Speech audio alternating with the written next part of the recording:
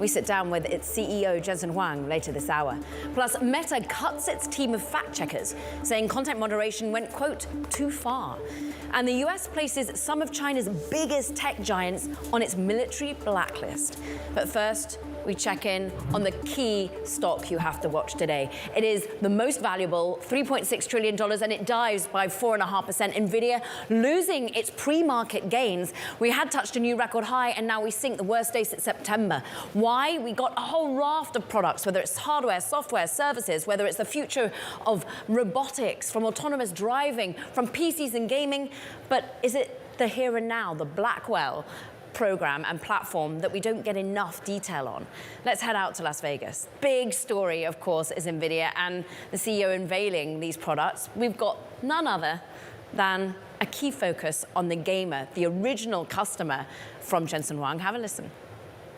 We used GeForce to enable artificial intelligence, and now artificial intelligence is revolutionizing GeForce. Everyone, today we're announcing our next generation, the RTX Blackwell family.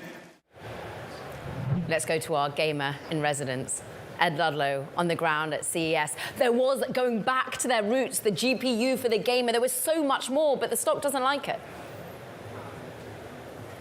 Yeah, I mean, we've become so accustomed to the Nvidia story of being dominant in a market for high-performance GPUs that go into data centers and train AI models, foundation models. But it is going back to its roots story, right? It's taken the work that it's done on those AI accelerators and put them into a factor that is more relevant to the consumer, developers in particular. And maybe the market this morning doesn't quite understand that story. There was plenty of big picture last night from Jensen Huang. Blackwell is in full production, a kind of timeline or a move into physical AI, which we'll get into, robotics, autonomous driving, but maybe also a conversation to be had around diversifying revenue. $100 billion of revenue is still data center chips, but increasingly those high performance graphics cards that go into the desktop, laptops, and something called Project Digits. There's a lot to discuss. That PC, all eyes on the $3,000 PC for AI developers. And look, there is a macro context to the share move today. We, of course, got some ISM data. We got yields spiking higher. No wonder some of the big tech names are under pressure. What's interesting is some of the suppliers, for example, a Micron, still leading the charge here as its memory is going to be within the Nvidia offering. There was a lot to be had for some of the partnerships at play. Yeah, and as you know, Caro, it's Bloomberg's policy not to give questions in advance of interview, and there are all these Nvidia staff over my shoulder. But probably the one big question is the sustainability of the investment into AI. Those other chip names are pushing higher because when an investment is made into a high-performance GPU, it goes in combination with the memory chips, other CPUs, and all of the telematics from those other providers. That probably is the key question for Jensen, particularly in a year where things are uncertain economically. And I see a bit of a concern about inflation in the market this morning. Jensen has a lot of worldviews. Whether he'll talk to me about inflation, we'll have to wait and see. Ed Ludlow, we cannot wait for the conversation. We'll see you a little bit later. Let's get an investor's take on the here and now, lack of visibility on Blackwell, or indeed the future proofing of the business model. CBIZ Investment Advisory Services CIO Anna Rathman. We were tuned in at 6:30 Pacific time. It was 9:30 p.m. New York time when we heard Jensen on stage. What did you make? Are you in line with some of these analysts who are out there saying, look, not enough on the Blackwell platform? Yeah, there weren't that many details that investors were hoping for. But if you have to talk for 90 minutes plus almost 2 hours, I'm not sure if you can fill that timeline with a lot of details about the business. And plus, you know, he's kicking off a conference. You sort of want to be a visionary, and there is this a little slab of romanticism about AI thrown in there. So, you know, I think maybe it was the wrong platform to really wait for some of those details. But I know that the excitement was built into the stock market certainly yesterday. So I can understand the disappointment, but at the same time, maybe we need to wait for the earnings report. And look, we're currently showing a 5-day chart of Nvidia, which gives us the context. It had rallied 11% in January. We're maybe seeing some profit being taken off the table a little bit here, Anna. But what did you make of what it means for its moat, for its ultimate leadership in technology? Does AMD, do others even stand a chance here? Well, I think the leadership, part of the visionary talk was establishing that leadership. I think NVIDIA wants to be a leader and wants to continue to be a leader. So you're taking things like, self-driving cars and partnership with Toyota and MediaTek. Those are real things that can turn into cash flow. But then, you have visionary things like humanoid and ChatGPT turning into, robotics, right? Not turning into, but robotics having a moment, right? So these are the things that I think establish NVIDIA, at least in rhetoric, as a continued leader in the space. And whether or not AMDs and other players can catch up, I do think that NVIDIA still has a large, sort of monopoly in the space. The reality of catching up to NVIDIA, I think, is still a difficult feat. And that's why AMD perhaps leaning into the PC side of the business with its Dell announcement rather than trying to talk up AI accelerators and the data center part. Anna, to that point, are you feeling comfortable that we're seeing diversification, or at least that the demand for infrastructure from a data center perspective is still there? Look, Microsoft $80 billion that they're going to spend in 2025 seems to signal that. Yeah, I don't think this AI venture is going to stop. And certainly, likes of Microsoft and some of these big companies are putting big dollars into it. But we can't forget about the private side either. There are a lot of venture companies that are going to require, as they're developing applications for real businesses on the user end, they're going to have to lean into some of that infrastructure, like data centers and ultimately energy too. But that's not a conversation for today. So I think the demand for this is not going to ease up. Can you give us your macro perspective here, though, as well? We were just talking how, on a macro perspective, maybe we are seeing that feed into the stock weakness. Do you still, in the back of your mind, be thinking about inflationary pressure? Does that have any weight on a company that just is so in focus for its innovation, not just the macro headwinds? Yeah, so, when I think about macro headwinds such as inflation and prices, I think about who has the pricing power, right? So if you're NVIDIA and you have dominance in a marketplace, you have the pricing power. So I don't think NVIDIA is necessarily, thinking about whether or not they have they can pass down any kind of inflation or price increases. I think it's really on the consumer end. I think it's on the end of the other Max 7s that need to develop the R&D aspect of it. They're going to have to worry about the inflation portion. Interesting. So for you, if you're looking at portfolio at the start of 2025 and you're thinking how you're going to be changing up, do you make any key decisions off the back of the latest inflationary points? Our assumption has always been that it's going to be higher for longer, both on the inflation area as well as rates. So our portfolio is already positioned for it. We never really thought that inflation could go down to 2%. I'm going to use the word safely without causing some kind of a slowdown in the economy. And frankly, even if it does, it's really in the cyclical areas of the economy. And I think tech has some immunity from that cyclicality simply because there's just way too much momentum going into this AI venture. Anna Rathbun, so good to have you. CIO CBiz Investment Advisory Services. Stay well. Coming up, Meta. It cuts back on fact-checking across its social media platforms. More on that next. This is Bloomberg Technology.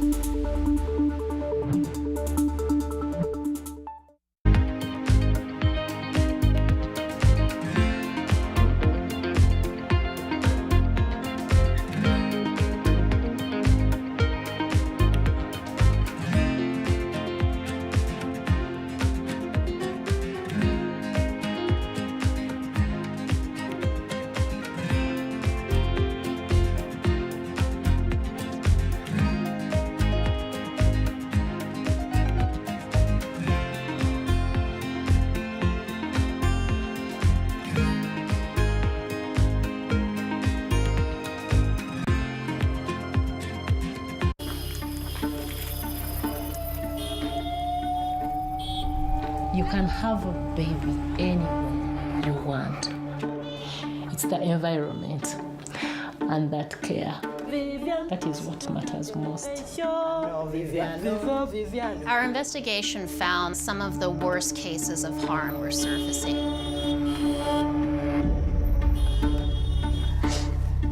मुझे क्या पता कि भला के चक्कर में मेरा ही बुरा हो जाएगा।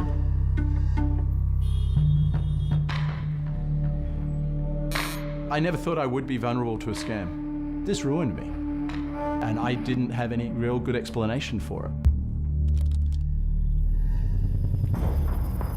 Wildlife trafficking is almost always driven by greed. Once you start focusing on money, you lose sight of what is best. That's where things go wrong. February 20th, Donald Trump will be sworn in as the 47th President of the United States. Bloomberg will have special coverage of the historic inauguration, live from Washington, D.C. It all starts at 11 a.m. Eastern. Context changes everything. Get your fixed income fix. Watch Bloomberg Real Yield every Friday at 12 p.m. Eastern, right here on Bloomberg. Context changes everything.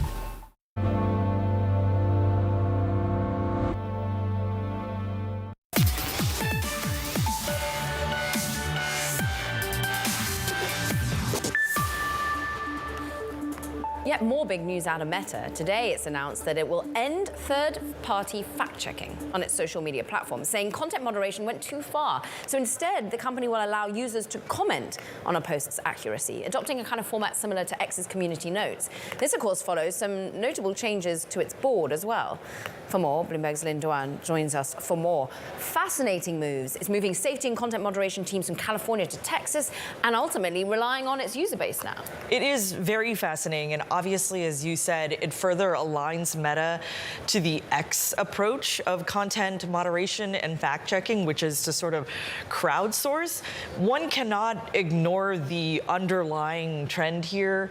It's clear that over the past several months, Mark Zuckerberg has tried to repair, if you will, his relationship with incoming President Donald Trump. That has been a relationship that has in the past been fairly adversarial. I don't need to remind you that at one point Trump was suspended on Meta's platforms briefly and has since been reinstated. And since then, Zuckerberg has personally contributed to his inauguration fund and has made efforts, as you have said, to make appointments that would be more conducive to a relationship with the Trump administration coming in. I mean, it's interesting that this was basically the first announcement coming from Joel Kaplan, who is now the Chief Global Affairs Officer as Nick Clegg moved stage right. And we're not only getting a more right-leaning Global Affairs Officer, but we're also getting Dana White, UFC, coming to the board of Meta. That's right. And as you probably recall, Dana White was a very vocal Trump supporter. He was actually featured in Trump's first video on TikTok, another social media platform. So a good fit because, you know, Dana White and Mark Zuckerberg have a pre-existing relationship. They have been friends for a long time, right? They share a very strong interest in the same sport. So in a lot of ways, it makes sense for Mark and for what he's trying to do with that relationship with Trump. I think that migration for the fact-checking team from California to Texas, as you mentioned, is a really interesting one too. Whether that's politically motivated, I don't personally know. And I think that the bigger question is like, will there be a broader pullback at Meta and some of the other social media platforms with this incoming Trump administration across all content moderation, not necessarily just fact-checking, but, you know, will there be a pullback in like the monitoring of disturbing content, CSAM content? I think that's the broader question to ask. And that leads us perfectly to our next conversation. It's as if she knows it by magic, Lynn Duan, on all things Meta. And look, as Meta pares back its fact checkers, there's exclusive reporting today showing that the FBI and the Department of Homeland Security have also scaled back efforts over the past 2 years to disrupt violent extremist online activities. That's according to current and former US officials and internet radicalization experts who actually fear that the trend will accelerate under Trump. That reporting all comes from Bloomberg's Jeff Stone. Extraordinary timing. So you're working out here that basically Department of Homeland Security and indeed other agencies have not wanted to tip off the social media companies as much. That's right, Caroline. Since the social media companies, Meta being one of them, formerly Twitter being one of them, had a long history now of flagging false COVID-related information, misinformation around the vaccines. There's been a lot of political pushback in Washington encouraging them not to do that. The Department of Homeland Security and the FBI have kind of become collateral damage in that larger political fight, and they are now incredibly reluctant and prevented in some cases by law from dealing with social media firms to remove some of this really incendiary, violent misinformation. And yet, this comes but days after the New Year's Day attack on a Trump hotel and what happened in New Orleans. I mean, the idea that extremist content isn't going to be as monitored feels pretty scary. That's right. I mean, there's certainly a trend where we are seeing these extremist attacks in almost every case. You know, it used to be a small fraction, but now in almost every case, the perpetrators or suspected perpetrators who are carrying out these attacks are often talking about them online, whether it be on sites like Meta in this case, or on Discord, as in the case with the mass shooter in Buffalo. The FBI and DHS are still going to continue to investigate based on some of those leads that they're seeing online, but they're not going to interact with social media companies to remove that content proactively. They're going to leave that to the social media firms. What's interesting within your story, you really build out the case that since it's a key court ruling here that, as you articulated, has pushed the DHS and the FBI to less weighed in, but also there's less money going to external third-party researchers as well, right? That's right. External third-party researchers are a key component in this larger ecosystem. They do a lot of the work on behalf of social media companies to kind of proactively flag and detect and remove some of this really, again, extremist violent material. It goes beyond a lot of misinformation. They are now taking significantly less funding from the government because of some of the political connotations and disputes around this. Specifically, some of these researchers used to receive tens of millions of dollars, whereas last year the Department of Homeland Security gave them $0 for internet-related research. Exclusive reporting, Jeff Stone, we thank you so much. Now, coming up, the US places some of China's biggest tech giants on its military blacklist. Details ahead next. But let's just check in on the stock of the day, the stock of the hour. Nvidia off by 5%. Remember, it had rallied hard into January. Profit-taking or disappointment on lack of details around the Blackwell platform. We'll have an exclusive, well, not an exclusive, but at least a first conversation with the CEO, Jensen Huang, coming up later this hour. This is Bloomberg Technology.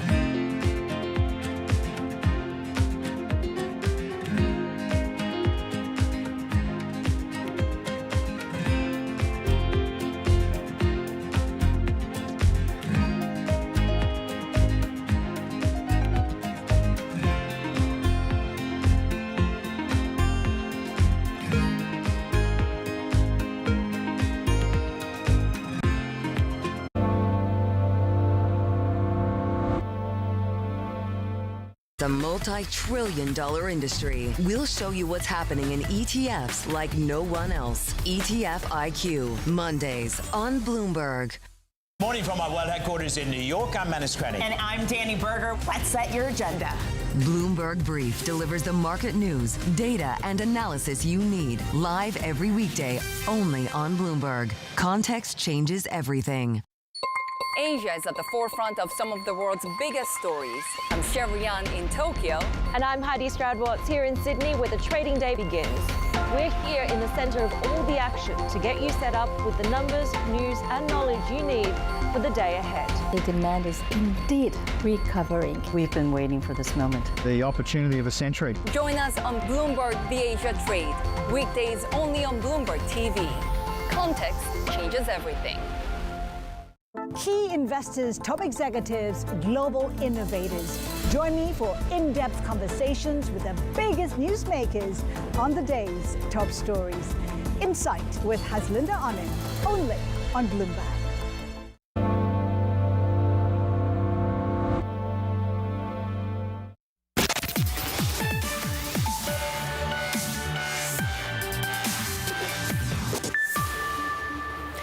Now, the US has just added China's most valuable company, Tencent, as well as Tesla battery supplier CATL, to its list of, quote, Chinese military companies. It's a move which could accelerate a decoupling of the world's biggest economies. For more, we've got to get out to Bloomberg's Mike Shepard. And this seemed to come out of nowhere yesterday, and even Tencent itself thought it might be a mistake. And a lot of the other companies thought so, too. They were really caught off guard, as a lot of us here in Washington were. It showed up without fanfare in a publication known as the Federal Register. Pentagon just dropped it in there. But there was a purpose to this. It dates back to 2020, when President Donald Trump was still in office. And under an executive order from him, he asked the Defense Department to look for companies in China that had ties or actual control by China's military. And the concern is that this nexus between China's military and the business community in China posed a risk to global security. And as a result, we see this listing. Now, it's important to note that there is no sanction attached to it. However, there is something that would discourage U.S. firms from doing business with anyone who is on this list. I think there was initially a worry that they might be forced to delist as well. Mike, is there any reality in that? Certainly, Tencent came out with a statement saying this doesn't affect our business in the here and now. That is a really good question, Caroline, and it was one that we were chasing down yesterday. And as far as we can tell, there is no immediate threat of delisting directly as a result of this. But it does prompt 8 companies here, as I said, to revisit and rethink relationships with Tencent and others. And there are now 121 Chinese companies on this Pentagon list that subject them to some additional scrutiny about their relationship with China's military. And the list also includes CATL, which is one of the world's biggest battery makers. They're critical to powering the electric vehicle revolution globally, but they've also been the focus of a lot of attention, especially from Congress, including incoming Secretary of State Marco Rubio, who, when he was in the Senate, had really zeroed in on CATL as a potential national security risk to the U.S. So read those tea leaves for us, Mike, because on one side, my immediate reaction is, well, CATL is a big supplier to Tesla, and Elon Musk isn't going to like that. He has the ear of Trump, for all intents and purposes, we understand. But then Marco Rubio coming in, he doesn't much like CATL. So what does the next administration mean for this? Well, the tea leaves really are tough to read here, Caroline, and that's in part because we do see this kind of division of loyalties. This is also playing out with the TikTok ban that is about to go into effect on January 19th, unless the company, which has a Chinese parent, is able to persuade the Supreme Court to overturn this divest or ban law. Now, President-elect Donald Trump has made clear he would like to see TikTok survive as its own entity, to exist on its own and not be banned, to somehow evade this ultimate sanction as a result of a new law, one also that Marco Rubio helped push through. So we will see these kinds of tensions playing out between some of the business interests, including from Elon Musk and others, playing out right there in the White House. They're trying to get tough on China, yet need also this connection to China for business themselves. And as shocking as it might be for many that a big gaming and social network platform, Tencent, might be in any way deemed a military-related organization, there is also past tense. We've seen Xiaomi, for example, it's a phone maker, but also now a car maker. It's managed to get itself off the list, right? So there's potential hope here.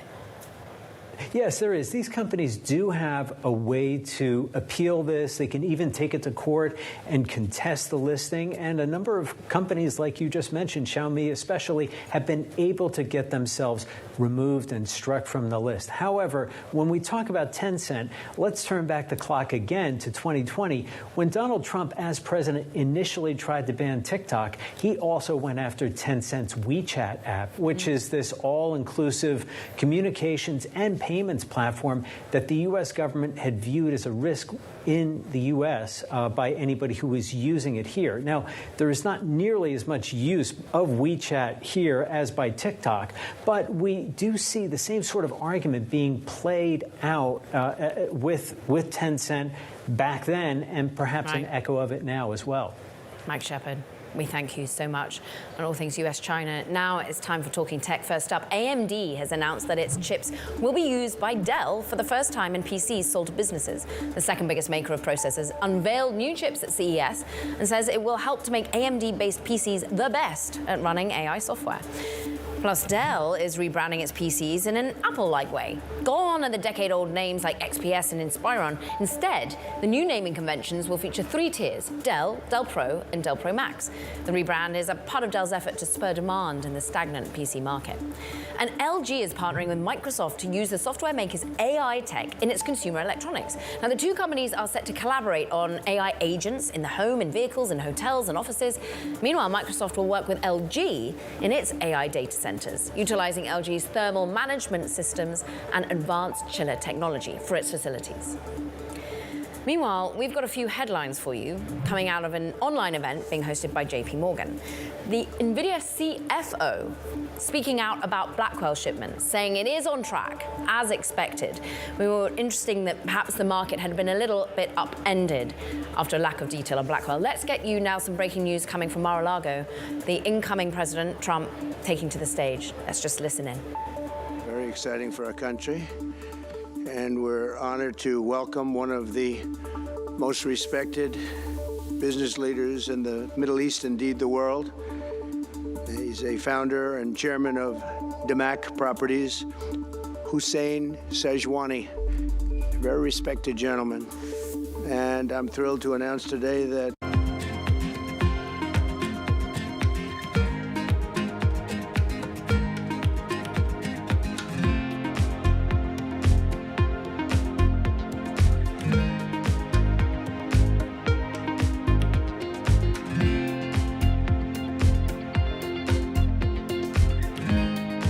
inspired by the election.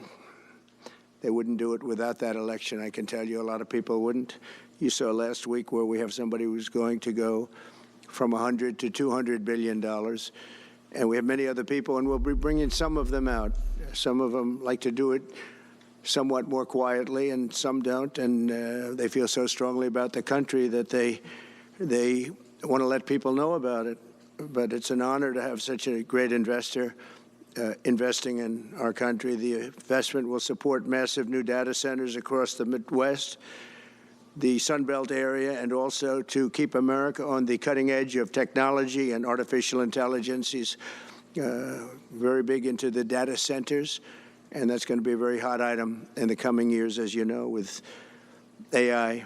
In particular, the first phase of the project will be in Texas, Arizona, Oklahoma, Louisiana, Ohio, Illinois, Michigan, and Indiana, those places. And Hussein, I'd love you to come up and say a few words. Thank you very much. Thank you. Thank you. Thank you, Mr. President. It's been amazing news for me and my family when he was elected in November. We've been waiting 4 years to increase our investments in U.S. to a very large amount of money. We are a company operating in more than 20 countries around the world. We have delivered more than 45,000 luxury units and another 45,000 in the pipeline. In data center, we are in 10 countries around the world, in Asia, Europe, and Middle East.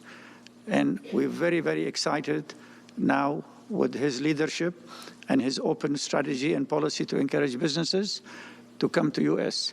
For the last 4 years, we've been waiting for this moment, and we're planning to invest $20 billion, and even more than that if the opportunity in the market allow us. But at the moment, we're planning $20 billion in data center, catering for the AI and cloud business for the hyperscalers. Fantastic. Thank you, Mr. Great President. honor. Thank you very much. So nice. And that man knows what he's doing. He knows. So, Hussein, we're going to work with you and make sure everything goes smoothly. We have powers that haven't really been used in terms of environmental. If you invest over $1 billion in the United States. We're going to give expedited reviews to everybody because everyone's afraid they're going to come in and get caught in the quagmire, which is very prevalent in the United States, unfortunately, the quagmire of environmental and various other regulations and rules. And I made it a point of telling people, if you invest $1 billion or more, and we'll do this for people with far less too, but we guarantee it. We're going to move them quickly through the environmental process. Sometimes people held up 12, 13, 14, 15 years. I saw it with plants in Louisiana where I got it approved in literally a week. They were through the review in 1 week after spending 14 and a half years trying to get it, and they were going nowhere. It was a terrible thing. So I've been a victim of that myself over the years. And I think I know all the games and all the tricks that are played. And much of it is just done to stop progress. So we're going to be helping you and everybody else that comes to the United States and wants to invest their money, that you don't get tied up for the rest of your life and you can't do anything.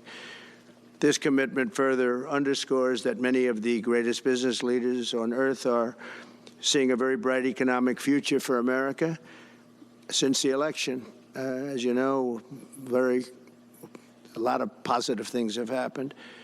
We are inheriting a difficult situation from the outgoing administration, and they're trying everything they can to make it more difficult. Inflation is continuing to rage, and interest rates are far too high. And I've been disappointed to see the Biden administration's attempt to block the reforms of the American people and that they voted for. We had a landslide election. We won every swing state. We won the popular vote by millions and millions of people. Nobody even knows how many people, millions. And they're still counting in some areas. You know, they're still counting the vote in some areas. Can you believe this? What a place. What a horrible place. One of the things we're going to do is we've got to fix the election so that we get honest counts and they get done by 10 o'clock in the evening or something thereabouts. They have places where they're still counting votes. President Biden's actions yesterday on offshore drilling, banning offshore drilling, will not stand. I will reverse it immediately. It'll be done immediately. And we will drill, baby, drill. And we're going to be drilling in a lot of other locations. And the energy costs are going to come way down. They'll be brought down to a very low level, and that's going to bring everything else down. That's what caused it to go up, along with the ridiculous spending on the Green New scam, all this money, trillions of dollars. It's like throwing it right out the window, what they're doing. And they're trying to spend so much now. They're just taking money and giving it to anybody that wants it for any project at all, if it's certified under the Green New scam. And they don't work, and it's too expensive.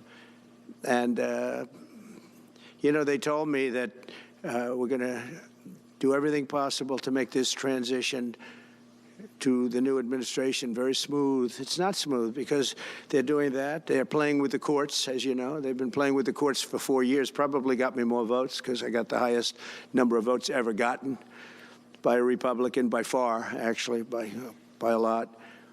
And, you know, we had a great election, so I guess it didn't work, but even to this day, they're playing with the courts. They have their friendly judges that like to try and make everybody happy on the Democrat side. It's called lawfare. It's called weaponization of justice, and it's happened at a level nobody's ever seen before. So many.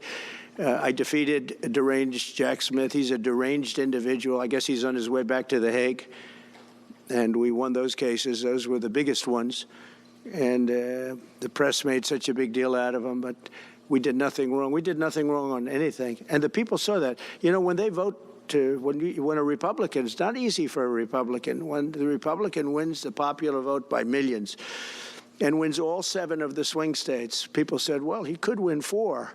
We won all 7, and we won them by a lot. That tells you we won. That tells, and they've been watching this injustice. I call it the Injustice Department. What they've done is so bad. The whole world has watched that. And it took work, but it got me a lot of votes because when explained, I mean, we have a judge in New York who's a very crooked judge. I'm under a gag order. I can't even talk about aspects of the case that the most vital aspects. I'm under. Do you know that I'm the president-elect of the United States of America? I'm a former very successful president. We had the greatest economy in the history of our country. We had borders that were sealed and beautiful. Everything was good. We had no wars.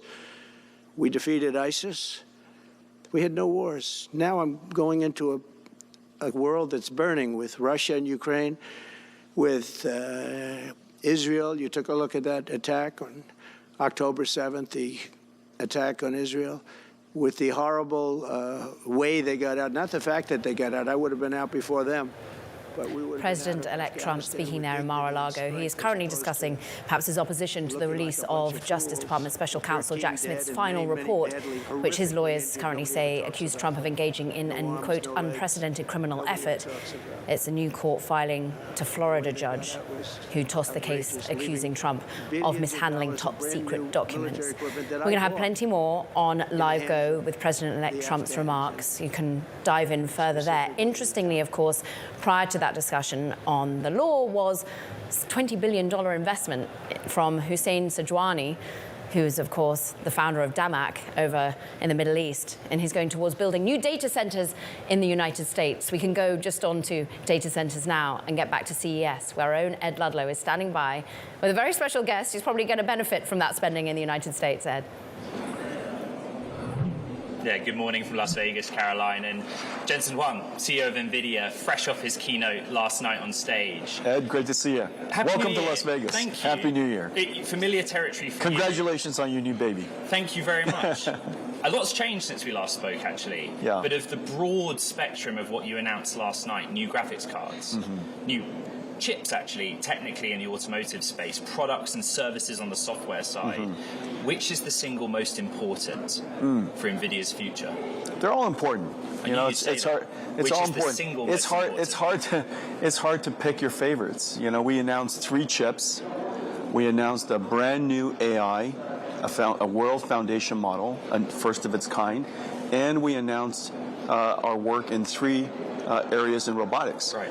And they're all important. And you know, the thing, of course, we announced a brand new Blackwell RTX, and has a new AI technology called Neuro shaders, and we're combining artificial intelligence and classical computer graphics. Let's go to RTX, the new RTX. Yeah. We've become so accustomed to your story being dominant in a market for high-performance GPUs, server racks, data centers. This is going back to your roots. It's in the desktop context. There's one right there. Later in the year, a laptop. But for a target base that is developers and nerdy, hardcore gamers, what's the future of that business for you? Computer graphics is going to be here forever. And what we've done is we've fused artificial intelligence and computer graphics together. And the images that we're generating today wouldn't be possible if not for the fact that we're using computer graphics to create beautiful pixels and then use artificial intelligence to amplify that capability. For example, you know, out of 4 frames I was talking about yesterday, 33 million pixels or so in 4K, out of that 33 million pixels, 2 million pixels were computed. The other 31 million pixels were generated by AI. In other words, the AI predicts what it thinks the pixels should be. That's right, yeah. The ultimate generative AI. But what was interesting for me is the focus, again, was away from the graphics cards, away from Blackwell that underpin it, and Cosmos. We probably don't have time to explain in full detail Cosmos, but you call it a world foundation model. Cosmos is for the physical world what ChatGPT is for words and text. That's the easiest way to think about that. Okay, so in other words, it's a model text input, but can generate synthetic data in multiple mediums. It understands the physical world. So, for example, if I ask it a question, if I ask it to generate multiple futures of a car driving down the road, it would understand the dynamics of the world. It would understand the object permanence. It would understand geometry and space, and it would create a driving scenario for the car that is plausible, and so. And you open sourced it. So I don't really think about it as a product or a go-to-market. It's more about what Cosmos enables. Is that how we should think about it? Yeah, well, the autonomous vehicle industry and the robotics industry is really important to us, and we offer 3 computers for them. We offer, of course, the training computer. Through DGX. Through DGX. The robotics computer that's inside the car or inside a robot. And now we have this new computer called Omniverse with Cosmos. That is the digital twin or the playground where these robots can learn how to be robots. And so if we could accelerate the development of artificial intelligence for AVs and for robotics, it brings in a lot of business for us, of course. There's an academic point of tension here, if I may. Elon Musk is a customer of yours, and Tesla, their theory or practice is based on real-world data gathered through vision. Yeah. Does the synthetic data underpinning of Cosmos kind of contradict that? It doesn't replace, it augments. And so you should collect as much world data as you can. Of course, collecting world data is very expensive. And Elon has a great advantage because, number one, his AI factory for his cars is fantastic. Has a lot of NVIDIA gear in it. His AV algorithms is incredible. It's the best in the world. And he has a very large fleet of cars on the road that allows him to collect a lot of data. And so I think he has just a phenomenal position, and he's been working on this for a long time, and so he's going to be in a great position to take advantage of it.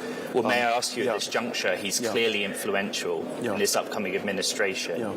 But he also positions Tesla as a leading AI and robotics company. Yeah, very. How does that bode for Nvidia, Elon Musk's influence of President-elect Trump, and also the coming administration's kind of attitude towards AI? I don't know the attitude towards AI. I know Elon's attitude towards AI, and he's very optimistic about its future, and obviously he's working on some of the most important AI areas. XAI is working on foundation, cognitive intelligence AI. Tesla is working on autonomous vehicles, and Optimus is for humanoid robotics. These 3 areas of AI are the 3 most important areas of AI, and so I think he's working on exactly the right things. You kind of positioned AI, NVIDIA's position in the supply chain for physical AI, robotics, autonomous driving. Explain it a bit more, the role you see NVIDIA playing. Well, we're a core technology company, and so we build the foundational computing platforms. We're also full stack, and so we develop the necessary algorithms, the necessary AI technologies, and then we put it out to the industry for them to adopt it and turn it into end market solutions. We're a computing platform company. So you're on stage and you're surrounded by, I think, a dozen humanoid robots, which is nice for you. When will I be here at CES in Las Vegas and actually have... There's some robots right down the hall. No, but in real terms, you must have a timeline that you see real-world commercial deployment of the technology you outlined last night. It depends on use case. I would say... Which will we see first use case? The first use case will probably be in manufacturing. You know, there's estimates tens, if not 100 million jobs that are workers that are... The world is short of workers. And aging population, declining birth rates, and so I think the world needs a lot more workers. Robotics is one of the best ways for us to supplement all of that and help companies recover the lost revenues on the one hand and drive productivity, which reduces inflation for the world on the other hand. And so I think robotics is going to be very important to that. In different areas, you could have they'll probably deploy into manufacturing first because they obviously need it most. Which you see as a ginormous potential market, addressable market. It's a $50 trillion industry that wants to grow and needs to grow. Sorry to interrupt you, Jensen. I think the thing that Wall Street's struggling with this morning, among many things, is DGX. They understand the investment there that trains the foundation models. In terms of NVIDIA's business model, what you outlined last night, Cosmos, and then later on the inference side, how physical AI helps grow your business from there. Drives DGX growth. Just simple as that. Yeah, as simple as that. I think if you just look at simply like that, we have 3 computers, and 2 of the computers, DGX and Omniverse, drives an enormous amount of data that is necessary to train the AI models. Right. And so Omniverse creates the data. that we then use to train AI models. The training is what drives DGX sales. And the more robots that are available, the more data we can create, the more AI models we have to go train. That cycle is ultimately what we're striving for. All of that drives consumption for data center growth. There is a surge in AI spending, data center growth. Some of our audience are a bit concerned about how sustainable that is, short, medium, and long term. Well, at the limit, artificial intelligence is the single most important technology force of our time, and it's really about we're at the beginning of that. And in the future, every single data center will be driven by AI and the type of computing that we build today. And so if you look at the world today, we're about a year and a half into the remodeling, if you will, the modernization, the reinvention of computing. And so I think that over the next several years, you're going to see the transition from the old way of doing computing, general purpose computing. There's a new way of doing computing, artificial intelligence and accelerated computing. And so we have a lot of growth to go do. Let's go back to your and Nvidia's roots, and therein lies the complication, right? The story, accelerated computing. You spent 4 years redefining the computer for me, but then we get RTX Blackwell, single Blackwell in that form factor. The target audience is hardcore gamers, but also developers. And I wondered if you could give me any early examples or evidence of how you see the gaming industry adopting your technology. Well, AI is going to reinvigorate the video game industry. On the one hand, for developers, it's going to reduce the cost of creating the content. On the other hand, all of the characters that are in the games are going to be smart characters in the future. So every time you interact with them, they're going to be interacting with you in a much more intelligent way. And so the games are going to be more interesting. The characters are going to be more interesting. The content development cost is going to decline. And that's going to be really great for the industry. And so I think that the future is really bright for video games and these virtual worlds. And artificial intelligence is going to really reinvigorate it. Project Digits. May I pick it up? Yeah. $3,000 Project Digits. Yeah. A supercomputer you can put on your desk. Exactly. Could you imagine you're just sitting there just like that? You're working on your PC. Well, I can't imagine. Why would I need one of these? Probably not me. But how big is the addressable market for this? What is the addressable market? There are 30 million software developers. There are probably something along the lines of 10 million designers around the world. Probably another 20 million creative artists. Hard to say exactly how many students. I'm going to guess probably a couple of 100 million students around the world. Everybody's going to have to. Everybody's going to have to.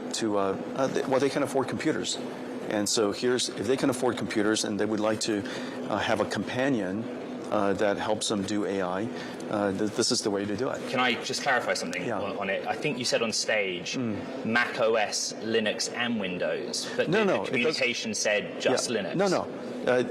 Whatever computer you use, you're literally enjoying how it's going to be used. It's sitting right there, and you just connect to it wirelessly like it's your personal cloud. I promised the audience I'd clarify that because they're excited. We're running short on time. President-elect Trump has been speaking during the course of our conversation. How imperative is it that you go to Mar-a-Lago and meet with him if Nvidia is America's leading AI company? And will you? I'd be delighted to go see him. Have you been invited? Not yet, but I would be delighted to go see him and congratulate him and do everything we can to help this administration succeed. A lot of what you outlined on stage last night in the realm of physical AI, I saw Xpeng, for example, in the autonomous driving context. That's happening in China. Like, they are doing a lot on robotics. So I'm going to ask you about tariffs. It's likely this coming administration will be as restrictive on technology export, and tariffs will be a function. How have you prepared for that, Jensen? Whatever the administration ultimately decides, we'll give them as much insight as we can from our perspective, and I'm sure that the administration will make the right moves that's in the best interest of our country. 2025, I kind of started the conversation by saying a lot has changed since we last spoke in the summer. You said that the age of general robotics is just around the corner. Is 2025 the year of general robotics, or is that a little premature to your mind? The development is going gangbusters, as you can see, all the different robots that are going to be around here. And the enabling technology necessary for general robotics is coming together. All the pieces are coming together. The industry still has a lot of engineering to do. If you look long term, pick your horizon. In 10 or 20 years, the number of robots that's going to be on Earth is going to be measured in probably tens, if not hundreds, and not potentially billions of robots. And so those days are clearly coming. Is it going to happen in the next couple of years or the next 5 years? Hard to say. But the development of robotics is going to be all over the world now. And we're seeing startup companies, large companies, industrial companies, consumer electronics companies, all getting involved in the future of robotics. And our offering to the industry is a 3-computer system. And so whether they're developing the robot, training the robot, we have DGX systems for them and DGX clouds for them. If they're simulating the robots, we have Omniverse for them. And if they want to deploy them, when they're ready to deploy the robots, we have little computers that basically is the computer brain of the robot that they can put inside the robot. And so we'll work with the industry across the board, from the development of the robot to the deployment of the robot. And we have computer systems for them, algorithms for them, AIs for them. And we'll partner with the industry to make this future happen. Very, very quick. Which line of business grows fastest this year? Data center, gaming, or other? They're all going to grow fast. I think gaming is continuing to grow. Our autonomous vehicle business is already on its way to be a $5 billion business this year.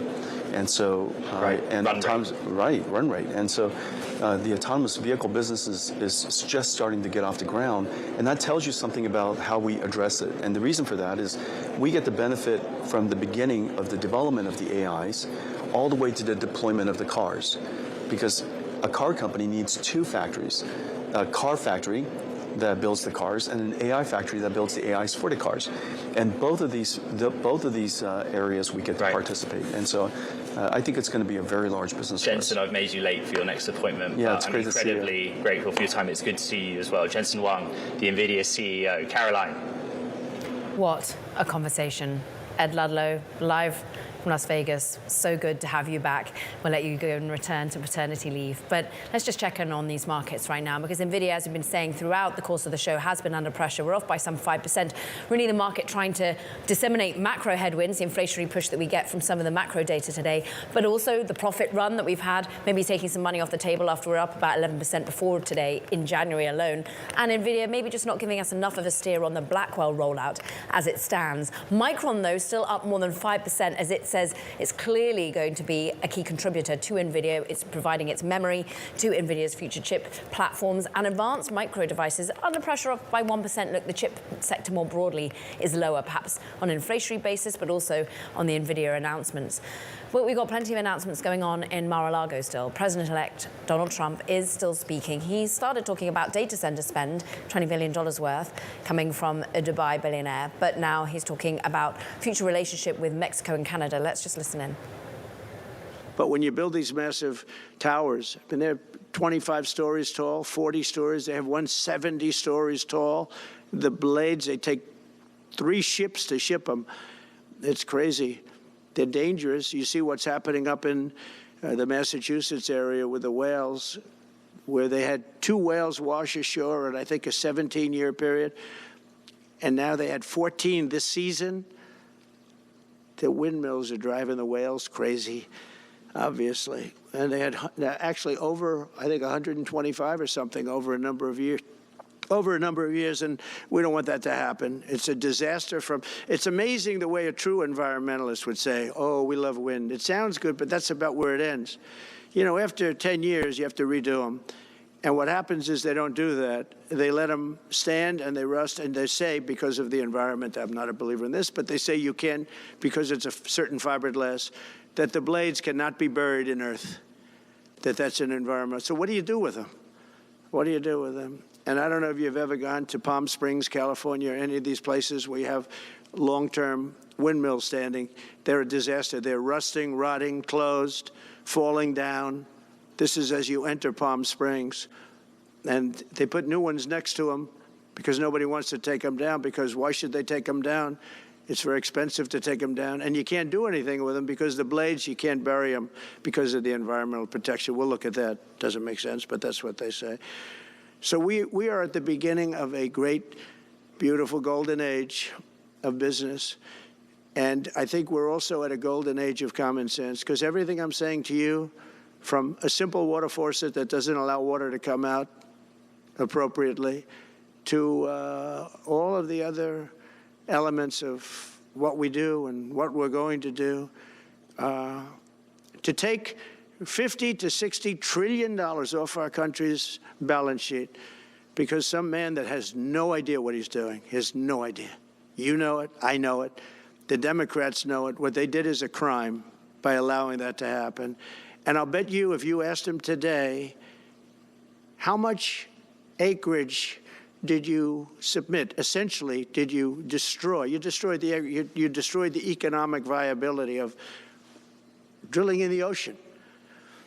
And with AI coming along and all, you know, a lot of people don't realize that AI is going to be a big thing, but you'll need double the electricity at least that we have right now. So right now we produce electricity for many, many different things.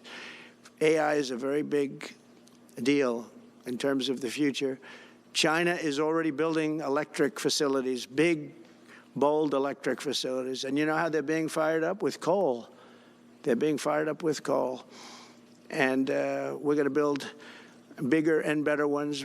People like Hussein that are doing the same thing as he is. I'll bet they don't do it as well because I know how he does it, but they're doing a lot of things. The problem is they can't get their permits because I say build the plant with the building. So with the structure, build the plant, because if you go into grid, the grids are old. So they said, that's a great idea. In other words, build your electric facility alongside of your plant.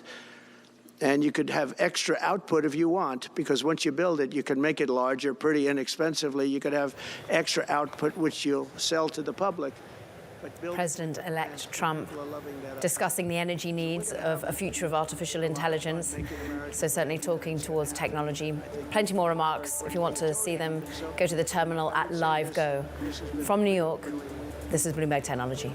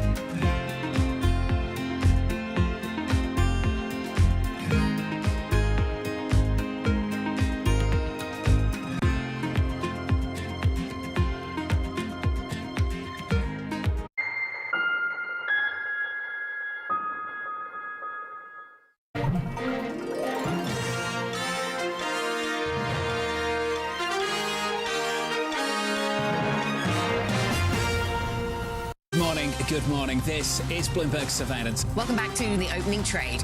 This is Bloomberg Technology. This is the Asia Trade. This is Wall Street Week. Welcome to Balance of Power.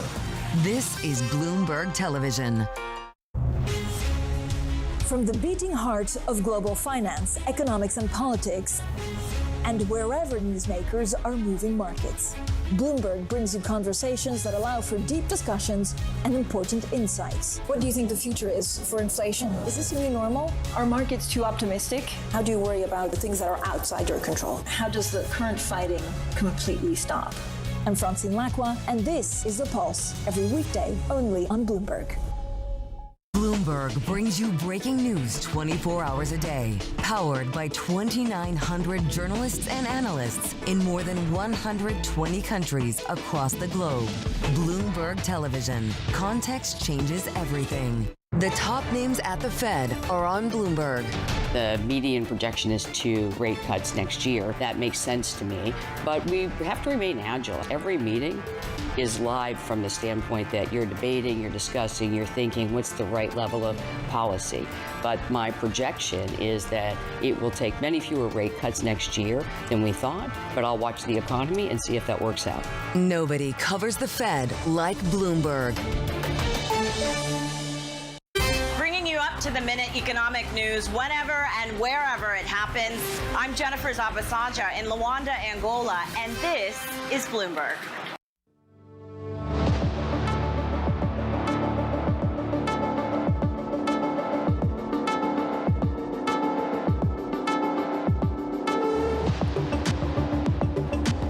Live from Bloomberg's world headquarters in New York, I'm Shonali Bassick. And I'm Tim Stanovic. Welcome to the first Bloomberg Crypto Show of 2025 as we look at the people, transactions, and technology shaping the world of decentralized finance. And this year is shaping up to be a potentially historic time for the crypto industry